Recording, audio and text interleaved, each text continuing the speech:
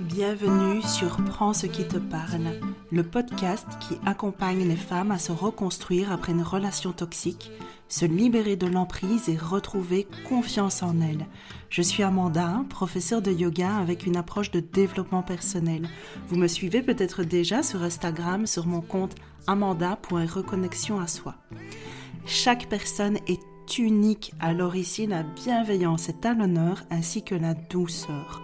Prenez uniquement ce qui vous parle et surtout, laissez le reste. La loi de l'attraction positive. Avez-vous déjà entendu parler de ça? On l'appelle aussi la loi de l'abondance. Mais qu'est-ce que c'est? Est-ce que nous avons toutes accès à cette fameuse loi de l'attraction positive? Comment est-ce qu'on fait pour l'activer dans notre vie afin d'attirer à soi à peu près tout ce qu'on désire et tout ce qu'on souhaite? Bonjour à toutes, c'est l'épisode de la semaine, c'est le sujet du jour. Alors les filles, je suis très ravie de vous retrouver, même si je dois vous avouer qu'au départ, moi j'étais partie pour brosser cet épisode. Moi j'étais partie pour faire l'école buissonnière et me permettre gracieusement une semaine de repos. Et vous savez que depuis la semaine passée, ça y est, la première cohorte de mon programme Vivre a commencé. Donc on est parti pour 12 semaines à huis clos avec les filles du programme. Et les filles du programme ont le droit de me demander ce qu'elles veulent. Si elles veulent me demander un épisode de podcast pour mieux comprendre une pratique, pour mieux comprendre un concept, elles peuvent le faire. Eh bien, c'est ce qui s'est passé. Donc, spécial dédicace. Je ne cite pas leur nom par respect, mais la personne se reconnaîtra. Spécial dédicace à toi qui m'as demandé cet épisode. Donc, il faut savoir que dans le programme Vivre, on commence vraiment par poser les bases, les fondations. Et donc, il y a une pratique où je demande de poser ses intentions. Et pour poser ses intentions, je précise de formuler ses intentions au présent, comme si c'était déjà là. Ça peut paraître farfelu, mais je propose de vraiment écrire, parce que c'est une pratique d'écriture qui est liée à un audio. Je propose d'écrire au présent comme si tout était déjà là, comme si tous les souhaits étaient déjà réalisés. Et alors, j'avais mis un petit mot d'explication en disant qu'en faisant ça, on active déjà à l'intérieur de nous cette loi de l'attraction positive.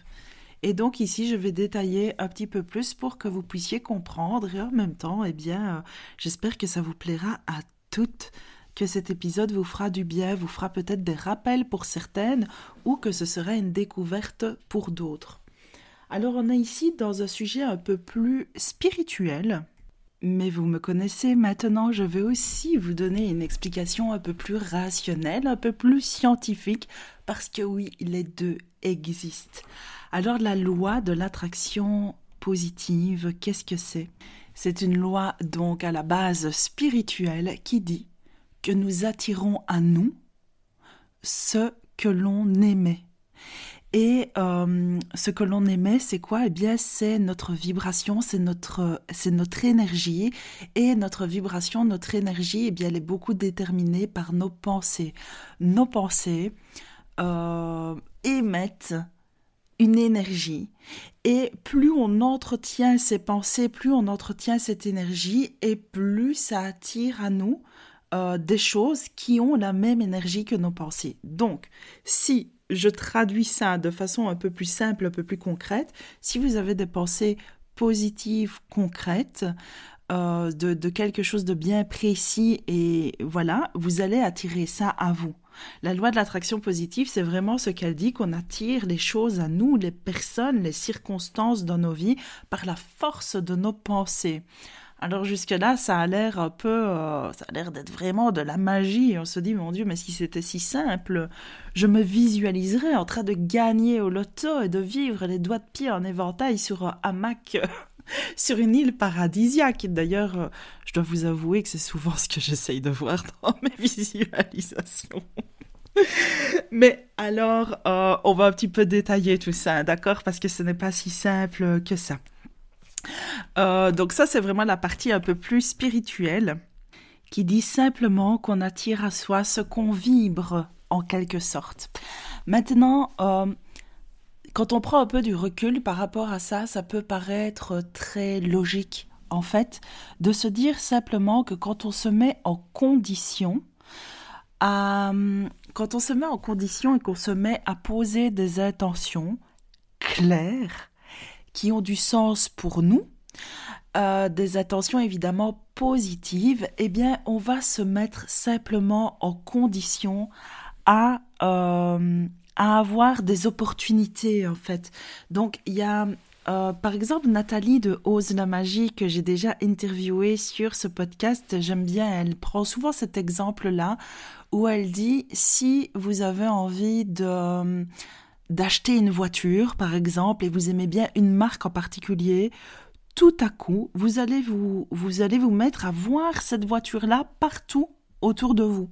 En fait, c'est simplement que vous vous êtes mis en condition, vu que vos pensées sont tournées vers cette envie de voiture, vous voyez des voitures comme ça partout. Et c'est pareil, si vous êtes enceinte, par exemple, que vous allez bientôt avoir un bébé, tout à coup, vous ne voyez que des femmes enceintes, vous ne voyez que des poussettes, vous ne voyez que des landaux. En fait, notre cerveau, notre mental, il se focalise sur les choses auxquelles il pense, en fait, vous voyez. Et dans la spiritualité, il y a aussi cette phrase que j'aime beaucoup, qu'on dit parfois dans le yoga, que j'ai déjà entendue aussi dans d'autres philosophies orientales. On dit que notre énergie se porte là où notre mental se porte. Donc là où notre attention se porte, là où on met nos pensées, là où on met notre focus, notre énergie y va aussi.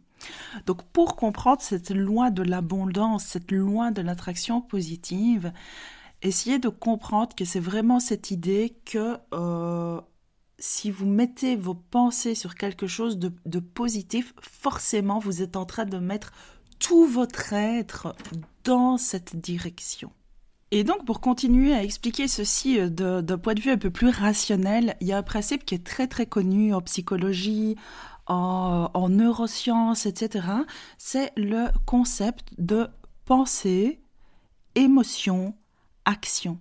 C'est-à-dire que nos pensées influencent nos émotions, donc influencent ce qu'on ressent, et ce qu'on ressent, nos émotions, influencent nos actions.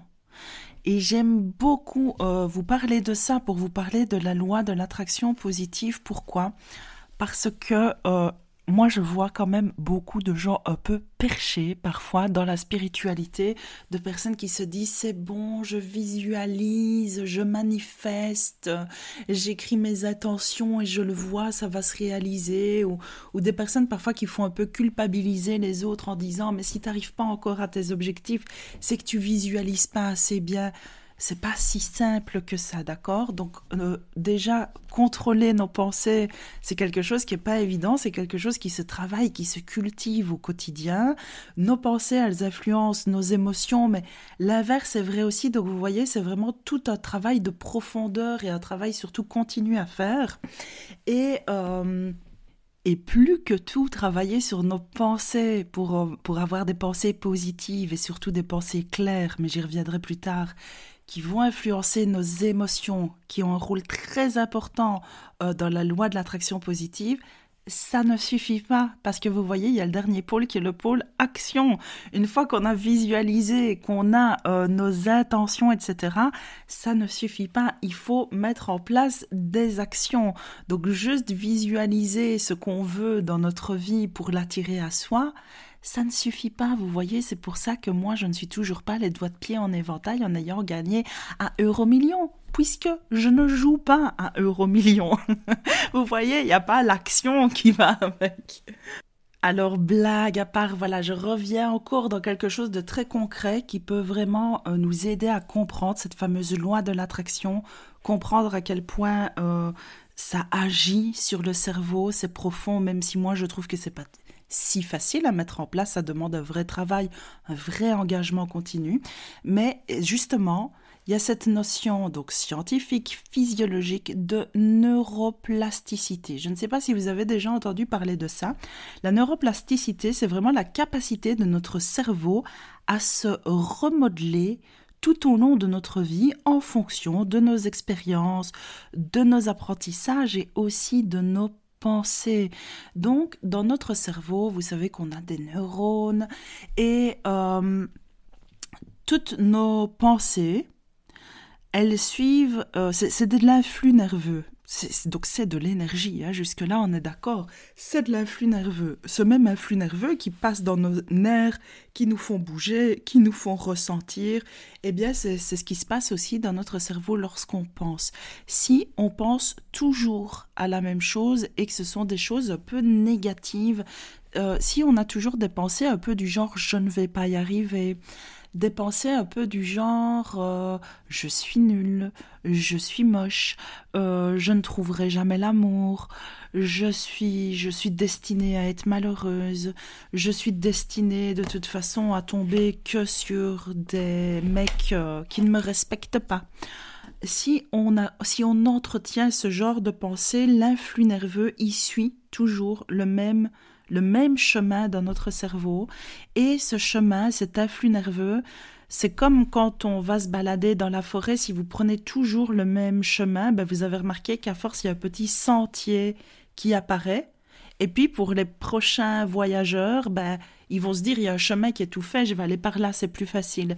Et bien dans notre cerveau, c'est la même chose. Si vous entretenez toujours le même genre de pensée, l'influx nerveux, il va prendre l'habitude de prendre toujours ce chemin-là parce que c'est facile pour lui, la route est toute tracée. La neuroplasticité, c'est le fait de, hop, prendre une bifurcation. Ben finalement, là, je vais un petit peu tailler dans la jungle, vous voyez, je vais un peu me frayer un petit chemin dans cette jungle toute dense et encore inconnue. Donc, c'est pas facile. Ça demande un peu d'effort, ça demande un peu de courage. Et surtout, le chemin, il va pas être tracé tout de suite. Oh, j'adore la métaphore que je viens d'inventer. Je viens de l'inventer sur le moment, je suis très fière de moi. J'espère qu'elle vous parle autant qu'à moi. Donc, vous voyez, il y a le chemin qui est tout fait, c'est celui des pensées qu'on a l'habitude d'avoir et qui ne nous font pas vraiment du bien. Et puis d'un coup, on se fraye un chemin sur le côté d'une pensée positive qui est « je vais y arriver ». Et si on veut être encore plus précis, pour la loi de l'attraction positive, c'est de le dire au présent « j'y arrive ». Et de se visualiser tel qu'on a envie d'être. Je suis une femme qui a confiance en elle. Alors ça paraît bizarre dit comme ça si vous êtes quelqu'un qui n'a pas beaucoup de confiance en soi. Mais c'est vraiment tout doucement prendre ce chemin à travers la brousse. Et au début, là, je vous ai dit, la végétation, elle est dense. En plus, c'est une jungle, là, c'est tropical. Donc vous voyez, ça repousse vite. Mais plus vous allez reprendre ce chemin, et plus là aussi, il y a un petit sentier qui va se faire. Et plus petit à petit, les pensées, donc c'est la neuroplasticité, c'est des nouveaux circuits neuronaux qui se font dans le cerveau. Et le cerveau peut se remodeler. Et quand vous entretenez vos pensées, des pensées donc positives, des pensées qui vont dans le sens de ce que vous souhaitez, eh bien ça influence aussi vos émotions. Parce que quand vous prenez le chemin au niveau pensée de je suis nulle, je suis pas capable, j'y arriverai pas, je suis destinée à être malheureuse, je trouverai jamais un mec bien, moi je tombe que sur des cons qui ne me respectent pas, votre corps ressent des émotions liées à ces pensées, des émotions pas agréables. Et sans vous en rendre compte, c'est ce que vous vibrez. Parce qu'on est tous sensibles, si on se décale même un petit peu du côté un peu spirituel, énergétique, vous avez toutes déjà vu quelqu'un qui vibre bas. C'est pas méchamment que je dis ça, c'est pas pour, pour pointer du doigt les personnes qui vibrent bas, parce que moi-même j'ai déjà vibré bas dans ma vie, ça m'arrive encore, ça peut arriver à tout le monde, mais on a tous et toutes l'image de quelqu'un qui vibre bas parce qu'il est dans ces schémas un peu négatifs de je vais mal, tout va mal, du coup je me sens mal et je vibre mal, et ça se voit, ça se ressent. Vous voyez, quand nos émotions sont désagréables, eh bien on les vibre en fait, et les autres les ressentent. Donc on attire à soi Alors, peut-être qu'on attire aussi de la compassion, hein, on n'attire pas que des mauvaises choses, on peut être aussi bien entouré, c'est pas ça que je dis, mais en termes d'énergie, vous pouvez pas attirer des choses lumineuses, vous pouvez pas attirer le succès, vous pouvez pas attirer un amour sain quand vous vibrez quelque chose de négatif, de gris. Vous voyez ce que je veux dire? Tandis que quand vous entretenez des pensées, les circuits neuronaux positifs qui vont dans le sens de ce que vous voulez, ce qui compte, c'est vraiment aussi de le ressentir. Donc la loi de l'attraction positive, c'est pas juste j'écris mes intentions de lune ou de mon tableau de vision et je le regarde et c'est tout. Parce que ça, il y a aussi souvent une confusion. C'est pas juste je l'écris, j'y pense et j'y crois très fort, dur comme fer. C'est important de le ressentir dans le corps. Et c'est là que ça va commencer à faire vraiment la différence. Donc, quand vous écrivez vos intentions, je parle ici par exemple aux filles du programme pour la première pratique. Il y a l'audio qui est, je ne sais plus comment j'ai appelé cet audio, mais en tout cas, c'est vraiment le deuxième audio du premier module. C'est le cas aussi pour les personnes qui sont déjà venues faire un tableau de vision, par exemple. On colle des images pour avoir le tableau de notre vision de ce qu'on veut. Le regarder tous les jours, ça va déjà vous aider, c'est vrai, à créer ces fameuses connexions neuronales, mais ce qui compte, c'est de ressentir. Posez-vous face à ce que vous avez écrit ou face à ce que vous avez créé, si c'est un collage ou quelque chose comme ça. Essayez de ressentir dans votre corps qu'est-ce que vous ressentirez quand vous aurez atteint cette attention que vous souhaitez pour vous. Et c'est là que la magie va opérer.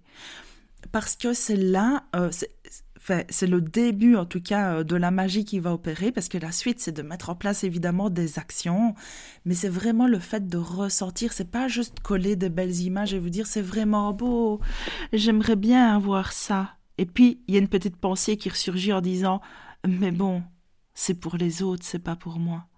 Vous voyez, c'est vraiment de mettre vos intentions, mais d'y croire et de ressentir ce que ça fait. Et là, vous êtes vraiment en train de vous mettre en condition pour vivre cette fameuse loi de l'attraction positive, cette loi de l'abondance. La prochaine étape, c'est quoi? Ben évidemment, c'est l'action. Nos pensées influencent nos émotions. Vous avez compris qu'il faut ressentir. Nos émotions, nos ressentis influencent nos actions. Vous repensez à la personne, je suis sûre que vous aviez une image de quelqu'un tout à l'heure. Moi, j'ai eu une image. Je n'ai même pas eu une image de quelqu'un que je connais, j'ai juste imaginé un être humain, vous savez, qui vibrait bas.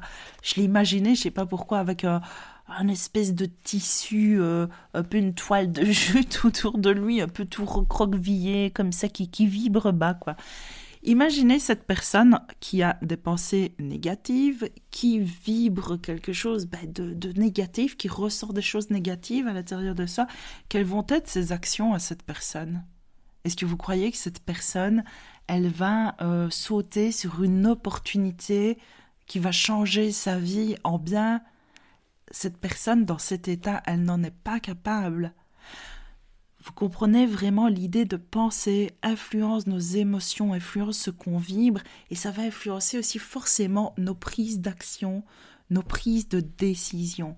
Donc, entretenez vos pensées, écrivez vos vœux, vos intentions, ressentez-les, plus que tout, ressentez-les. Ne pas juste les écrire, pas juste les voir, pas juste les imaginer et y penser très fort. Ressentez dans chacune des cellules de votre corps qu'est-ce que ça fait. Il y a des méditations, vous savez, où on développe les sens, on imagine le goût, l'odeur, la vue, qu'est-ce qu'on voit, qu'est-ce qu'on touche. Tout ça, ça va vraiment vous aider à ressentir. Et ensuite, soyez ouverte aux opportunités pour avoir des prises d'action. Je reprends l'exemple au tout début d'épisode, la personne qui a envie d'acheter une voiture et qui se met à voir, désolé si ça a fait du bruit, qui se met à voir des voitures partout.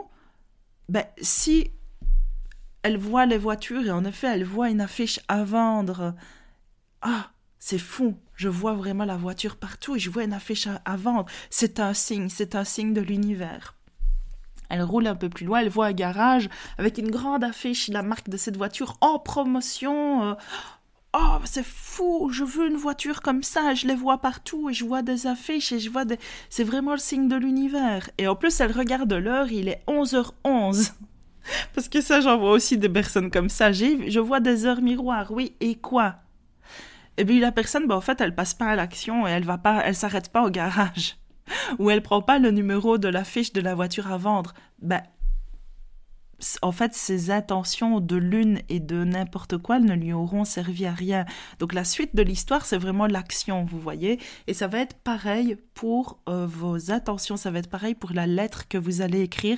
C'est vraiment une façon de vous mettre en condition, de visualiser ce que vous voulez dans votre vie, qui vous voulez devenir, ce que vous voulez incarner, ce que vous voulez ressentir, ce que vous ne voulez plus ressentir.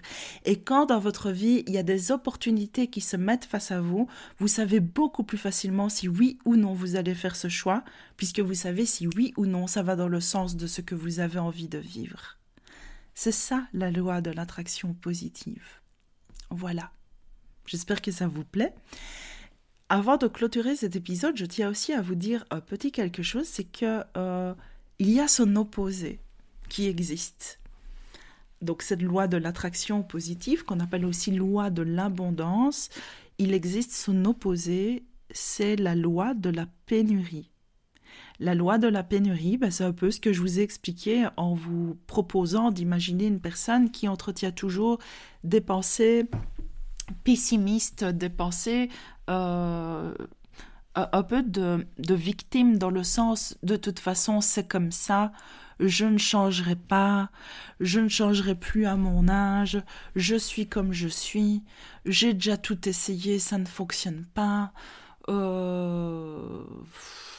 c'est comme ça que veux-tu, ou que sais-je, ou des choses encore pires que ça, mais cette personne, elle ne fait qu'entretenir ces pensées-là. Donc elle ne fait que ressentir toujours la même chose, et ses actions sont toujours les mêmes. Et c'est ce qu'on appelle la loi de la pénurie.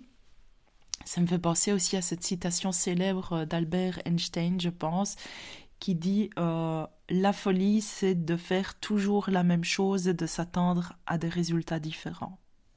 C'est là-dessus que je vous laisse, les filles. J'espère que l'épisode vous a plu. Je vous fais des gros bisous.